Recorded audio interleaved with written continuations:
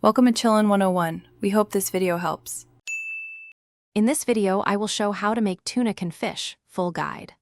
Open the can, drain liquid, and flake tuna with a fork to make even particles for mixing. Use a bowl to combine ingredients and season gradually, tasting as you go. Keep textures in mind so salads, spreads, and patties hold together without becoming mushy. Prepare a few variations to suit sandwiches, salads, and quick dinners for flexible meal planning. Choose seasonings that complement your meal plan and start light.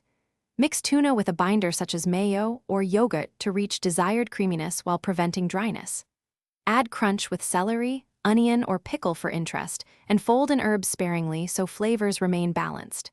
Taste often and adjust salt, acid, or heat, aiming for a blend that works for sandwiches, wraps, or a topping on greens. If you're enjoying this guide, please subscribe and like to support the channel. It really helps. Quick recommendation: the Owala water bottle keeps drinks cold and fits cup holders, perfect for staying hydrated while prepping or cooking tuna dishes. I use it to sip between steps and avoid messes on the counter. Check the description for the link and other deals. Now let's get back to the video.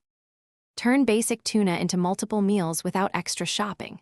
For patties, mix egg and breadcrumbs, form rounds, and pan fry until golden and crisp on both sides.